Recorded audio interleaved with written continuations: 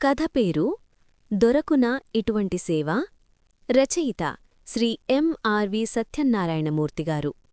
Function hall ముందు ఖరీదైన car ఆగింది. తెల్లటి మల్లెపువ్వులాంటి బట్టలు ధరించిన వ్యక్తి, ఖరీదైన నగలు ధరించిన అతని భార్య కారు దిగి లోపలికి వెళ్లారు. తర్వాత నెమ్మదిగా నడుచుకుంటూ వేదిక మీదకు వెళ్లారు.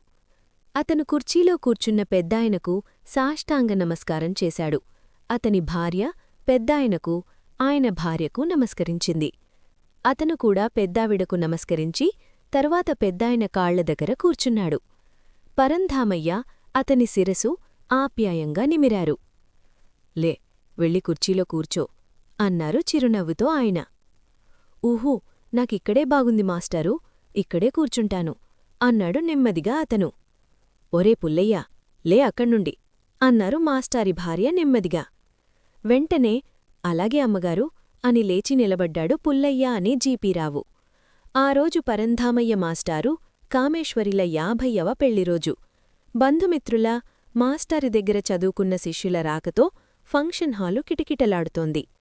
మాస్టారు భార్యకేసి తిరిగి, వాడికి నీమాటే అంటేనే గురి, నేను చెబితే వినలేదు, నువ్వు చెప్పగానే నాదస్వారానికి తలూపే నాగరాజులా నీ ఆజ్ఞ పాటించాడు అన్నారు నవ్వుతూ. వాడమాయకుడండి పాపం అంది అభిమానంగా కామేశ్వరి. నువ్వు ఒక్కదానివంటావు వాడు అమాయకుడు అని. వాడు కోట్లల్లో వ్యాపారం చేస్తున్నాడు తెలుసా? హైదరాబాద్లో ప్రముఖ రియల్ ఎస్టేట్ వ్యాపారులలో వీడూ ఒకడు అన్నారు మాస్టరు. అంతా మీ దయ, అమ్మగారి ఆశీసులు అన్నాడు జీపీరావు వినయంగా. వేదిక కింద ఉన్న బంధువుల్ని పలకరించి పైకి వచ్చిన మాస్టరు పెద్ద అబ్బాయి శ్రీహర్ష, ఏరా పుల్లయ్యా, బాగున్నావా అని ఆప్యాయంగా పలకరించాడు. ఆ, బాగానే ఉన్నానబ్బాయిగారు, మీరూ బెంగ్ళూరేనా నవ్వుతూ అడిగాడు జీపీరావు. అవును, ప్రస్తుతం బెంగ్ళూరే.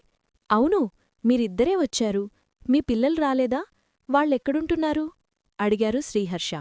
పెద్దాడు ఢిల్లీ, చిన్నాడు ముంబైలో ఉంటున్నారండి. గంట క్రితం రాజమండ్రిలో ఫ్లైట్ దిగారండి, కార్లో వస్తున్నారండి వినయంగా చెప్పాడు జీపీరావు. ఇంతలో మాస్టారి చిన్నబ్బాయి శ్రీకర్ వేదిక మీదకొచ్చాడు. నువ్వు గ్రేట్రా పుల్లయ్యా, మనూరివాళ్లు 10 మందికి నీ కంపెనీలో ఉద్యోగాలిచ్చావట. జన్మభూమి మీద నీ ప్రేమ చాటుకున్నావు అని అభినందించాడు. నన్ను పెంచి పెద్దచేసిన మనూరిని మర్చిపోవడమంటే జన్మనిచ్చిన తల్లికి ద్రోహం చేసినంత తప్పని నా అభిప్రాయం అబ్బాయిగారు అన్నాడు జీపీరావు. శ్రీహర్ష కూడా అతన్ని అభినందించాడు. కొద్దిసేపటికి జీపీరావు కొడుకులు మధుసూదన్, మోహన్ వచ్చి మాస్టారి దంపతులకు నమస్కరించి ఖరీదైన గిఫ్ట్లు ఇచ్చి తండ్రి పక్కనే నిలబడ్డారు. వేదిక ముందు కూర్చున్న సుబ్రహ్మణ్యం తన పక్కనే ఉన్న శేషగిరితో, మన పుల్లయ్య ఇంతలా ఎదుగుతాడని ఎవరం ఊహించలేదు కదా.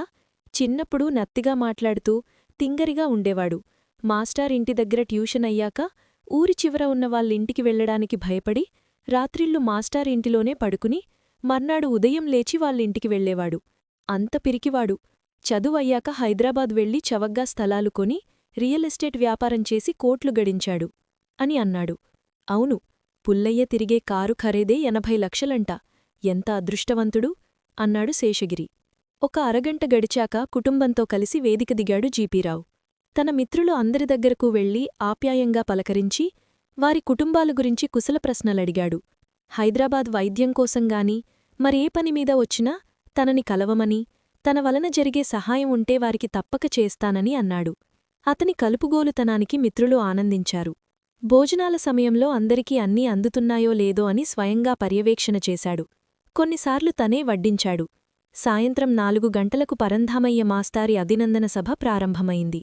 మాస్టారి శిష్యుడు, రావులపాలెం మండల పరిషత్ అధ్యక్షుడు వెంకట్రావు సభకు అధ్యక్షత వహించాడు. ముందుగా వెంకట్రావు మాట్లాడాడు. అందరికీ నమస్కారం. నాది పక్కనే ఉన్న కేదరాసిపల్లె. విష్ణుపురంలో మా మావయ్యగారి ఇంట్లో ఉండి మాస్టారి దగ్గర చదువుకున్నాను. పిల్లలకు చదువు చెప్పడమే కాకుండా వారు ఎదిగి సమాజంలో ఎలా ప్రవర్తించాలో కూడా మాస్టార్ చెప్పేవారు. వారి క్రమశిక్షణ, సమయపాలన చూసి స్ఫూర్తి చెంది నేను వాటిని అనుసరించి రాజకీయంగా ఎదిగాను. మాస్టారి పెళ్లి చూడలేకపోయినా వారి 50వ పెళ్లి పండుగను చూసే అదృష్టం కలిగింది. మాస్టారు దంపతులకు భగవంతుడు పరిపూర్ణ ఆయురారోగ్యములు ఇవ్వాలను ప్రార్థిస్తున్నాను అని చెప్పి నమస్కరించాడు వెంకట్రావు. తరువాత పెద్ద పెద్ద ఉద్యోగాలలో స్థిరపడిన మాస్టారి శిష్యులు హరిప్రవీణ్, విద్యాసాగర్, అభిమన్యు, కార్తికేయ మాట్లాడి తమని ఉన్నతంగా తీర్చిదిద్దినందుకు మాస్టారుకి కృతజ్ఞతలు తెలిపారు. జీపీరావు మాట్లాడడానికి మైక్ దగ్గరకు రాగానే అందరూ గట్టిగా చప్పట్లు కొట్టారు. ముందుగా మాస్టారు దంపతులకు నమస్కరించి తరువాత సభలోని వారందరికీ నమస్కరించాడు. ముందుగా నాకు జన్మనిచ్చిన నా తల్లిదండ్రులు వెంకయ్య, సూరమ్మలకు నా నమస్కారం. నన్ను మనిషిగా మలిచిన మాస్టారుగారికి, మా అమ్మగారికి దండాలు. మీ అందరికీ నేను నత్తిపుల్లయ్యగా తెలుసు. మాట్లాడడంలో నేను పడుతున్న ఇబ్బంది గమనించి మాస్టారు మార్టేరు హోమియో స్టోర్స్కి వెళ్లి అక్కడే రుండి వైద్యం చేసే సుందరరామయ్యగారు చెప్పిన మందులు తీసుకువచ్చి నా చేత వాడించారు. నా మాట సాఫీగా రావడానికి ఎన్నో చిట్కాలు చెప్పారు మాస్టారు. నాకు దేవుడిచ్చిన మరో అమ్మ కామేశ్వరమ్మగారు. మాస్టారుగారి ఇంటి దగ్గర ట్యూషన్ అయ్యాక చీకట్లో మా ఇంటికి వెళ్లాలంటే భయం వేసేది. రాత్రి మాస్టారి ఇంట్లోనే పడుకుని ప్రొద్దున్నే లేచి మా ఇంటికి వెళ్లేవాణ్ణి. నేను 9వ తరగతిలో ఉండగా దీపావళి పండుగ ముందు మా అమ్మకి టైఫాయిడ్ జ్వరం వచ్చింది. దీపావళి రోజు ఉదయం మాస్టారి చిన్నబ్బాయి మా ఇంటికి వచ్చి మా అమ్మ రమ్మంటోంది అని నన్ను వారి ఇంటికి తీసుకువెళ్లారు. వాళ్ల పిల్లలతో పాటు నాకు కూడా తలంటి స్నానం చేయించారు కామేశ్వరమ్మగారు. నాకు కొత్తబట్టలు కూడా కుట్టించి ఇచ్చారు. చిన్నబ్బాయిగారు నేను ఒకే ఈడువాళ్లం. మా అమ్మకు జ్వరం రావడం వలన మా ఇంట్లో పండుగ చేసుకోమని తెలిసిన అమ్మగారు నన్ను వాళ్ల ఇంటికి పిలిపించి వాళ్ల బిడ్డలతో సమానంగా భోజనం పెట్టి ఎంతో ఆదరంగా చూశారు. ఆ తల్లి రుణం నేను ఎప్పటికీ తీర్చుకోలేను అంటూ భావోద్వేగానికి లోనయ్యాడు. అతని కళ్లల్లో నీళ్లు గిర్రున తిరిగాయి. ఫాంట్ జేబులోంచి కర్చీఫ్ తీసుకుని కళ్ళు తుడుచుకున్నాడు. మీకు ఇంకో విషయం కూడా చెప్పాలి. నా పేరు పుల్లయ్య నుండి పుల్లారావుగా మారడానికి ముఖ్య కారణం కామేశ్వరమ్మగారే. మాస్టార్గారితో చెప్పి 10వ తరగతిలో నా పేరు మార్పు చేయించారు. తరువాత నేను అమలాపురంలో మా అమ్మమ్మగారి ఇంట్లో ఉండి డిగ్రీ చదువుకున్నాను. తరువాత హైదరాబాద్ వెళ్లి వ్యాపారం చేసుకుని మీ అందరి ఆశీస్సులతో స్థిరపడ్డాను. నలుగురికి సాయం చేసే స్థితికి వచ్చాను.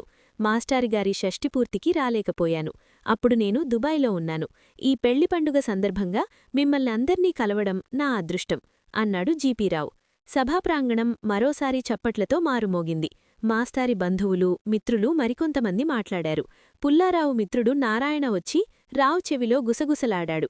ఆ మాట వినగానే రావు మొహం 1000 క్యాండిల్ బల్బులా వెలిగిపోయింది. సారూ, నువ్వక్కడే ఉండు అని రావు చెప్పగానే నారాయణ బయటకు వెళ్లాడు.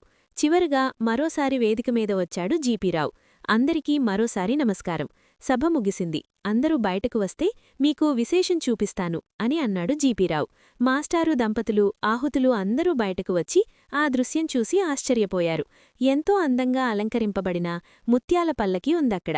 ఏమిట్రా ఇదంతా అన్నారు మాస్టారు జీపీరావుతో. మీరు మా ముచ్చట కాదరకండి అని మరోసారి ఆయన పాదాలకు నమస్కరించాడు రావు. మాస్టారి కొడుకులిద్దరూ నవ్వుతూ, నాన్నగారు, మీ పెళ్లి ముచ్చట మేము చూడలేదు. పుల్లయ్య ఎంతో ఉత్సాహంతో ఈ ఏర్పాటు చేశాడు. మాకా ఆలోచన రాలేదు. మీరు కాదనకండి అని అన్నారు. పరందామయ్య, కామేశ్వరి మెళ్ళూ పూలహారాలతో, పెళ్లి అలంకారాలతో సిగ్గుగా ముత్యాల పల్లకి ఎక్కారు. జీపీరావు బోయీలను పక్కకుండమని చెప్పాడు. పల్లకి ముందు రావు, ఇద్దరు కొడుకులు భుజాలకెత్తుకున్నారు. వెనకవైపు సుబ్రహ్మణ్యం, శేషగిరి, వెంకట్రావు భుజాలకెత్తుకున్నారు. బోయీలు వారి పక్కనే నడుస్తుండగా పల్లకి ఊరేగింపు విష్ణుపురం వీధులగుండా సాగింది. పల్లకి ముందు మంగళవాయిద్యాలతో కలిసి మాస్టారి మిత్రులు, బంధువులు నడిచారు. మిగతా శిష్యులు పల్లకి వెనుక నడిచారు. మధ్య మధ్యలో పల్లకి మోసే శిష్యులు మారుతున్నారు. కాని జీపీరావు మాత్రం చివరి వరకు పల్లకి మోస్తూనే ఉన్నాడు. ఊరేగింపు మాస్టారి ఇంటి ముందు ఆగింది. జీపీరావు బట్టలు చెమటతో పూర్తిగా తడిసిపోయాయి. అతని మొహం అంతా చెమట పట్టింది. పల్లకి దిగిన మాస్టారు తన భుజం మీద కండువాతో జీపీరావు మొహమంతా తుడిచి అతన్ని ప్రేమగా ఆలింగనం చేసుకున్నారు. మాస్టారికి చక్కని గురుదక్షిణ ఇచ్చాడు పుల్లయ్య అని అతని మిత్రులందరూ సంతోషించారు. కథ సమాప్తం. కథ విన్నందుకు ధన్యవాదాలు. మరిన్ని చక్కటి కథల కోసం, కవితల కోసం, ధారావాహికల కోసం మన తెలుగు కథలు.com సందర్శించండి. Thank you.